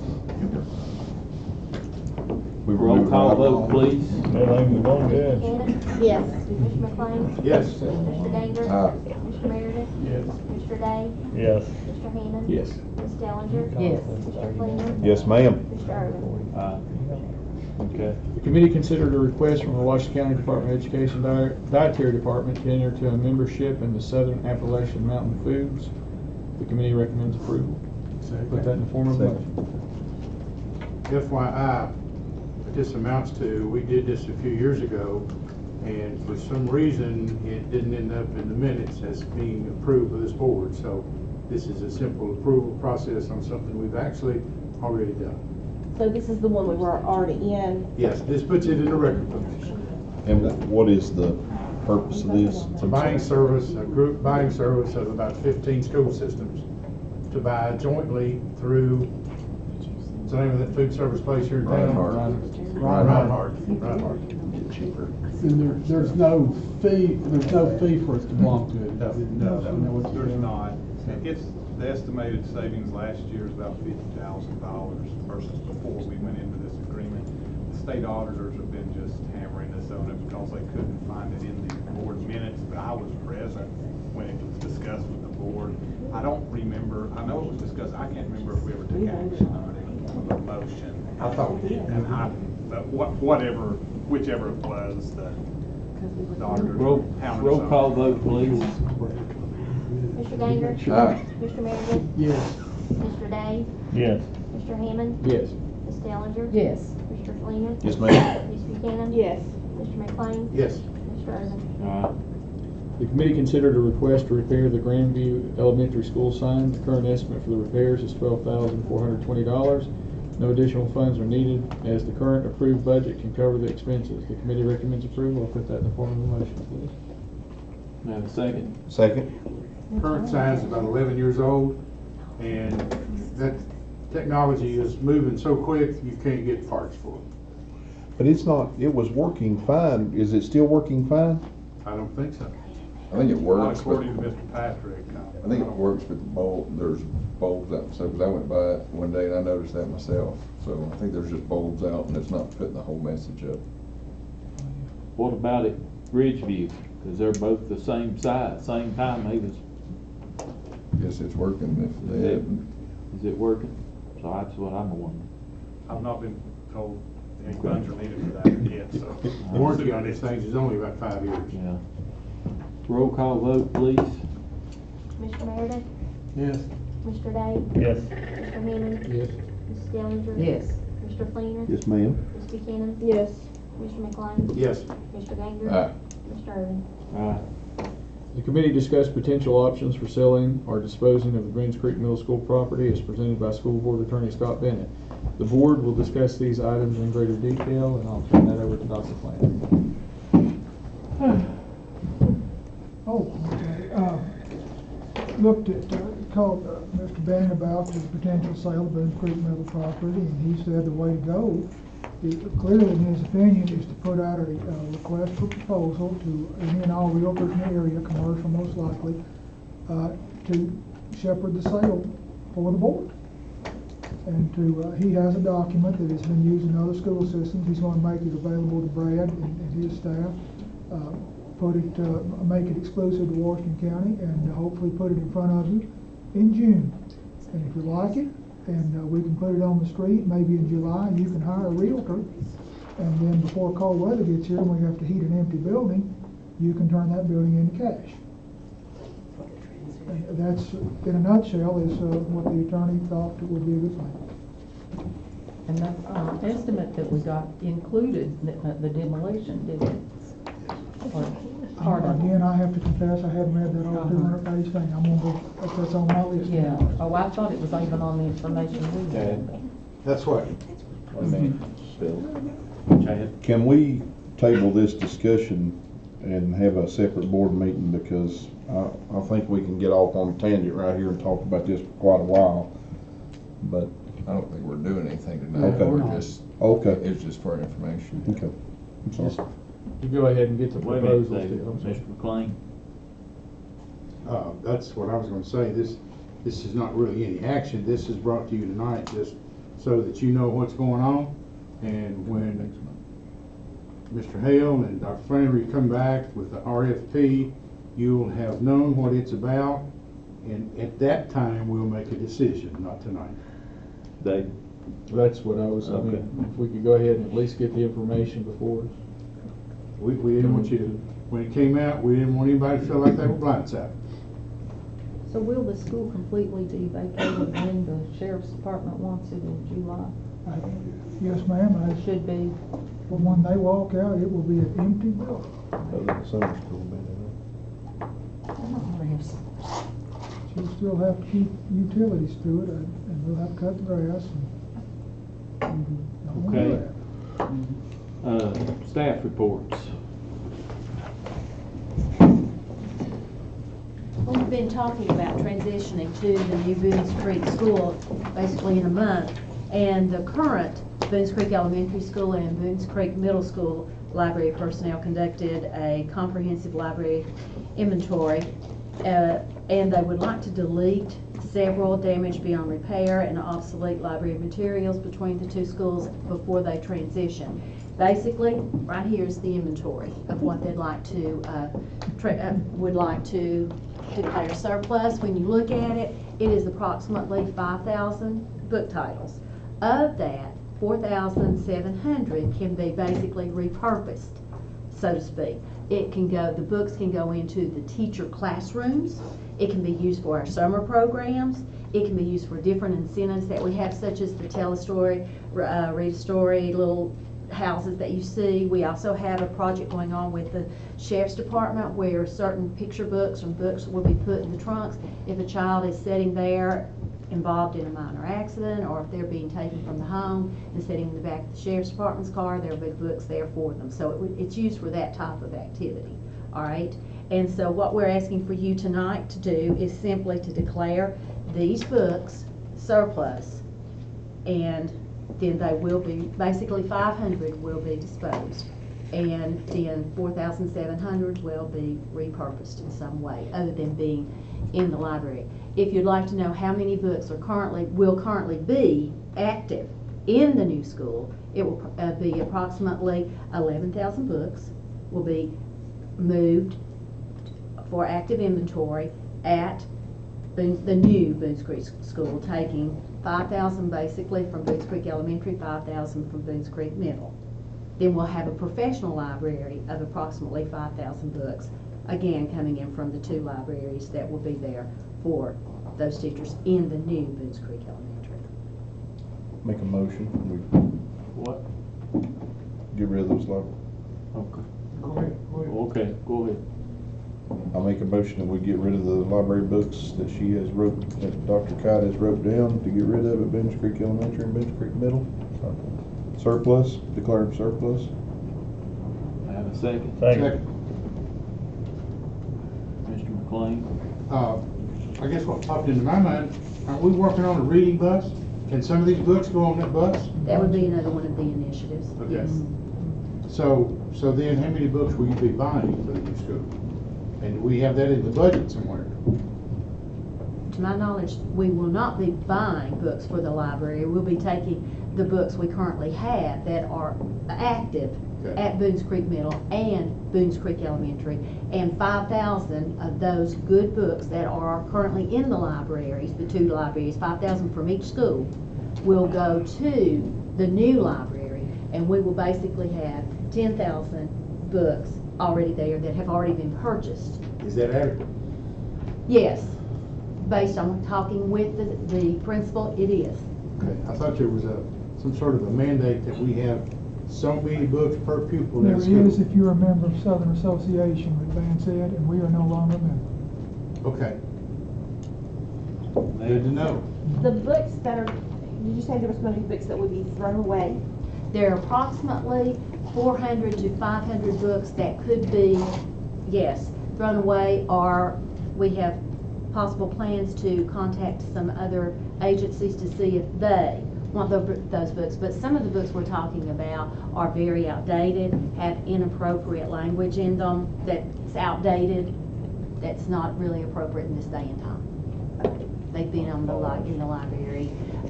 We have more books needing to be disposed at Boones Creek Elementary because we've had several transitions in librarians, and it's not been updated every year, or the inventories have not basically been examined closely and disposed of. Anybody else? Roll call vote, Jim. Sorry. Mr. Day? Yes. Mr. Hammond? Yes. Ms. Dellinger? Yes. Mr. Fleener? Yes, ma'am. Ms. Buchanan? Yes. Mr. McLean? Yes. Mr. Ganger? Aye. Mr. Meredith? Yes. Mr. Irvin? Okay. Susan, you don't have nothing? Don't want to sell nothing today or nothing? She's gonna be back with equipment for you next month to dispose. From those two schools. WCEA, they're not here tonight. They said they wouldn't be here. What was this other one, the last one that Chad? Oh, let me pull that out right here for you, Mr. Chairman. I would like to make a motion to purchase honor cords for the 4 student board members. They will wear them at graduation. And I'll ask Jennifer to buy or pick the color. Huh? How much are they? $5 or $6. Oh. Second. I believe it. Second. Any more discussion? Roll call vote, please. Ms. Dellinger? Yes. Mr. Fleener? Yes, ma'am. Ms. Buchanan? Yes. Mr. McLean? Yes. Mr. Ganger? Aye. Mr. Meredith? Yes. Mr. Day? Yes. Mr. Hammond? Yes. Mr. Irvin?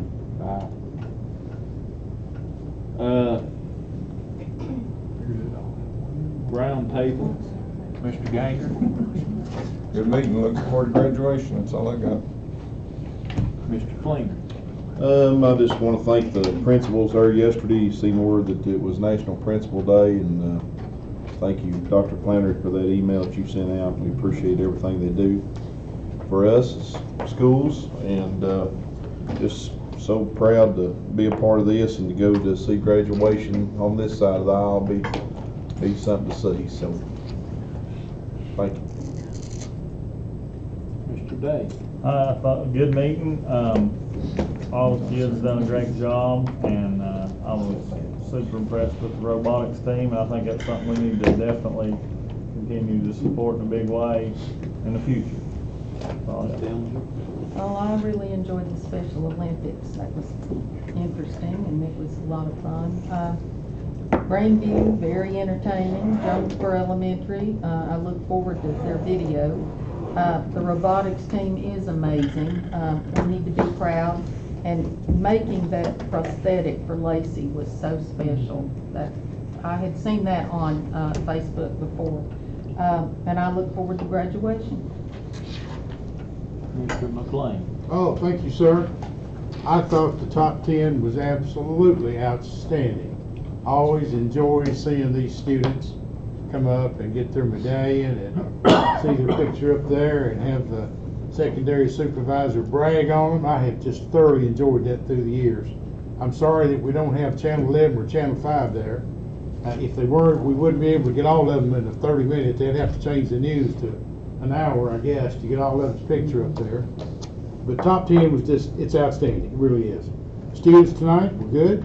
Robotics team, I have one word for the robotics team. Wow. That's awesome. I wish they'd have had that back long time ago when I was in school. Looking forward to graduation. Good night, y'all.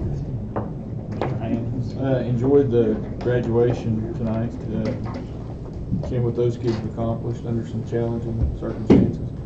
Looking forward to graduation coming up, and enjoyed seeing what our kids are accomplishing and the talent they have. And thank the principals that are here for the job they do, and I want to thank the administrators and all the teachers for the job they do. Meredith? I'll tack on to that, since we won't meet again until after school's been dismissed, and so, you know, please let all the teachers, the principals, assistant principals, staff in all the schools, our central office folks, bus drivers, all of them know from the board that we appreciate everything they're doing. We hope that they have some downtime here in the next few weeks and recharge batteries and be ready to go in August. Of course, you all know I went to Houston, and I would like to encourage every one of you to try to make it to Knoxville to see one of their competitions. I cannot describe the magnitude of the importance of this program. I really would like to see it be pushed on down into our second, third, and fourth graders. I think it's a good way to get the CTE involved in our elementary schools. You know, we've heard a lot about CTE and STEM and all this, and this is a good way. And there's money out there. There's money for grants. John Deere is really pushing to get all these kids involved. I would like to see it grow until we had to have 2 different teams in, you know, our elementary schools. I really hate that I miss Special Olympics. It is very special, and I really enjoy going and interacting with those kids. I certainly enjoyed the top 10% banquet.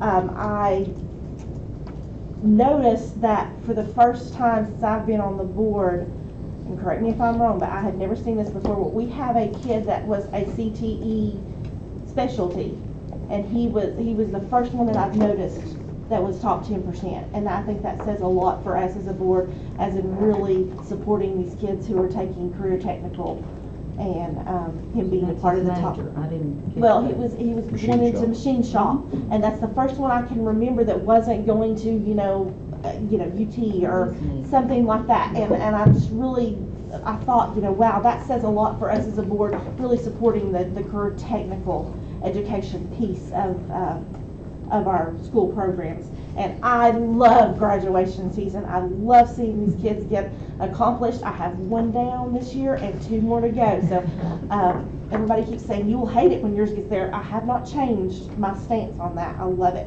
Thank you, Mr. Chairman.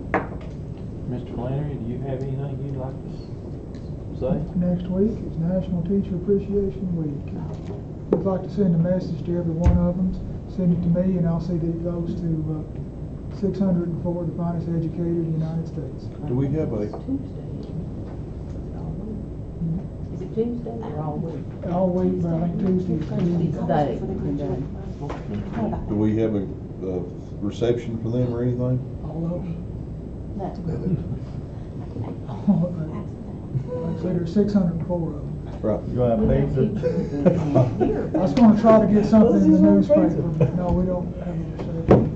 So Tuesday we have, I forgot to mention, Tuesday we have kids graduating that are at Crockett and Boone. They'll be graduating from Northeast State before they graduated from Crockett. I find that so fascinating. Stealing my thunder. I was gonna put Sorry. it on for be quiet. They'll get a diploma from Northeast State before they get a diploma from me. And there's 8 of them. Wow. Yeah, that's pretty cool. You'll get full details tomorrow. Okay, One Mr. thing, Klein. could we ask you to put a little ad in the paper and state our appreciation for our entire staff, not just teachers, but entire staff? I'm hoping the editor will let me put in a guest editorial. It's on my computer screen right now. Good. Still trying to get it out of my head and under words.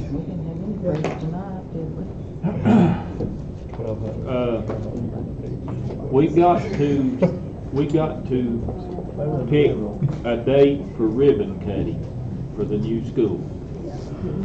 And And everybody needs to look at their calendars right now and see what vacations and everything and when you're gonna be here. So, that was orders from the boss back here. Is it during the day? Anytime we wanna do it. I mean, based on the construction process. Let's go tomorrow. Tomorrow? After lunch. Tommy said the later in July you did it, better Eli. So this is, like a week before school starts or So something? like the 27th, is that Saturday? You want to do it on I mean, Saturday? You it want to do it in might the be. evening? Just Can't wondering you what's your- coincide it with the grand opening? Yeah. Well, that would kind of be the grand opening, whatever you folks decide. Okay. Cut the ribbon and then Jordan would fill in the blanks for the rest of it. Like Saturday sounds good to me, 27th. Yeah. July 27th? Yeah. Put that one on the calendar. We are, summer law is Over there. The week before. week before. Ooh, let's don't take both. Summer law is 19 and But you 20. said Saturday. Yeah, but. 19, 20, and You 21. know what Well, I'm but- saying? Well, You it's gotta on just a go Saturday. And you're done. Well, I know, but you got me here. Y'all could agree. Just let them. Just hang out. Just went to Vegas, good grief. What time? What do y'all, early, late, 10 o'clock, 10. Saturday morning? 10. 10's great. Well, What time are is you, coordinate it with your, What time's that celebration? Is it gonna be at afternoon? Just Or, whenever you folks cut the ribbon, they'll start celebrating. Well, have we talked to Jordan? She'll be good with it. well, whatever her plans are, I think you ought to, I mean, we just show up there to We cut got the ribbon, time, let we her talked get all about the next rest of month's the even stuff. good. Right, yeah. Let's set the date and then you put the time later. If she's got some real problem with the 27th, we'll just come back. I mean, you're not gonna find a weekday in July, everybody knows that, so Saturdays. And we'll be bringing our principals back right through there and new teachers right after it, so we're all gonna be in town anyway. Vacation will be over with for us in time. I don't know, some of them may be gone halfway around the world. Why did he look at Susan? Why did he look at you for I that? didn't. Okay. I tell where I was looking. Okay, is that good to everybody? No, but y'all go ahead, you don't need me. I've got something on my calendar that's been there since December. Scotland. Well, I can't change it. Well, I Y'all need to do this understand, when you but- need to do it, so give my apology and get her done. when school starts? August 5, half day. So I was gonna say third or fourth then. I mean, I don't know. Will you buy me dinner, family? Will you be back for third? I had to buy you lunch. How many times does it? So it's Thursday. So Well, no, lose it's- it. yeah. 22nd. Hey, I still have cash, man, give me money. He's done, there's too much to. Oh, it's summer law on the 20th. You need to get it done. Okay. To plan a meeting for What the time's summer policy. law? I had a wreck, man, it's like 8:30, 3 minutes ago. Okay, Oh, you already told me the 21st. May, okay, everybody, listen. May the 21st at 5:30 is the next call meeting on the policy. The 21st of May. The 30th at 5:30. May the 30th is the call meeting for the ESG at 5:30. May 30th, May 30th. 5:30. Yep. What was the policy for 5:30? I'm out of town that day. I've got, graduation is the 18th. When was the one on the policy? What time? 5:30. 5:30. 21st. 21st at 5:30. Graduation is May the 18th. May the 9th is the last set of school visits at Grandview and Westview, What time do we need to be here? 10 to 8. Something like 7:50, isn't it? That's 7:50, yeah. What time do we need to be here on the 18th for the, we're gonna ride the. 8 o'clock. 8 o'clock.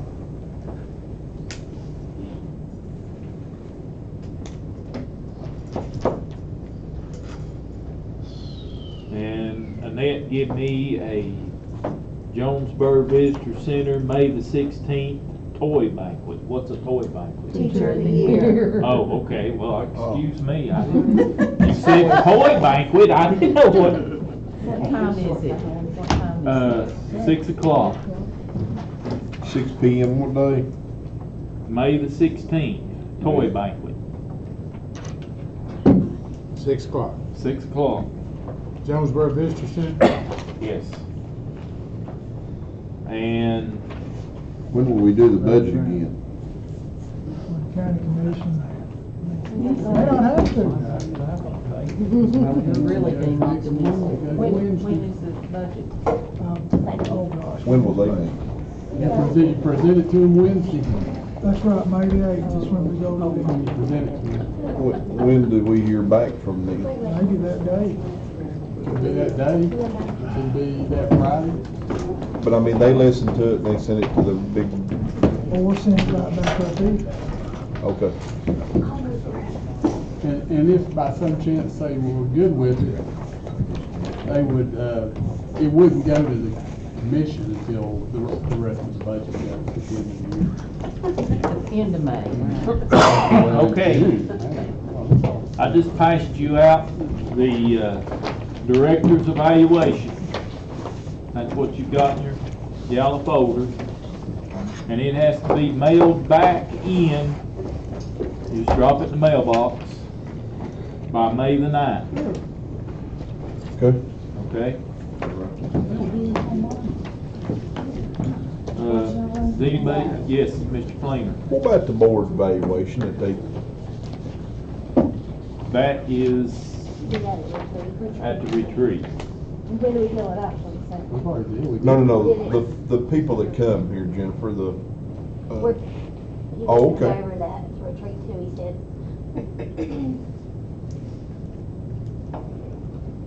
Anything else?